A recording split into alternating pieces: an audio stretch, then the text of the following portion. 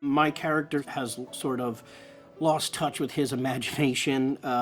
As everyone gets older, you know, real problems come into light, actual problems. When you're a kid, you think you have all the problems in the world, but you don't. And when you're an adult, you realize you're just a large child with responsibilities. John is such a brilliant dude, and like it's a beautiful story. It's not like The Quiet Place. Very different. Can you believe it? It's not the same audience. But no, it's beautiful, and someone who has grown up. I had many imaginary friends when I was little and stuff like that. When I was little, and I was never little.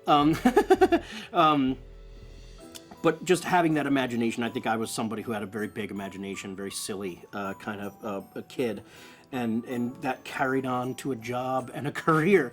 And John kind of is showing that in this. It's a beautiful story about not losing that part of you. I think audiences of all ages will definitely be into this movie. This is one of those movies that your kid wants to see and you can't wait to take your kid to see it and see it again and don't mind seeing it again and again and again. Cailey is absolutely wonderful. She's a phenomenal actress already. She was before she got here. It's amazing to watch her work, and she's a kind, nice human, which is also a beautiful thing. Ryan's the greatest. Ryan's absolutely wonderful. When he hosted SNL many years ago, it might have even been my first year, I just remember thinking, this guy's absolutely hilarious. It's a shame he's so ugly. And he's hilarious. He's absolutely hilarious. And being in awe of him then, of his comedy chops then, and now it's a shame that he's just never did anything with it. Blue was my imaginary friend. I am colorblind, and he is a giant purple monster. Well, not really a monster. Well, yeah, he's a monster, but he's an adorable monster. But I call him Blue because I'm colorblind. But I still put together a nice purple and blue outfit with not knowing what to see. Yeah, and it's been a while since probably I've seen him because I need him the most right before this job interview, and I'm very lucky that he shows up. How would I describe the core message of this film? To always remember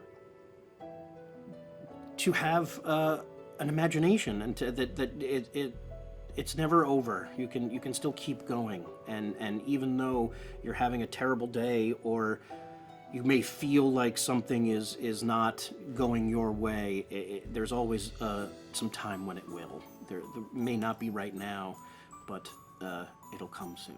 When the film comes out, I hope audiences go see it with their family and talk about imaginary friends and all that stuff. I don't think I ever spoke to my parents about my imaginary friends. No, I definitely did. My mom knew it. I had two imaginary friends. One was Ishkabibble and one was Vagabeefy. Working with John is fantastic. He knows what he's doing and he knows everything he wants to see.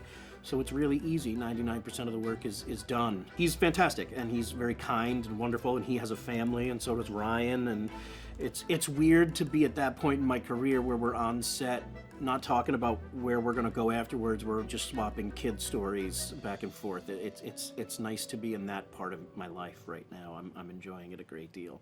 Talking to other, just other really handsome dads.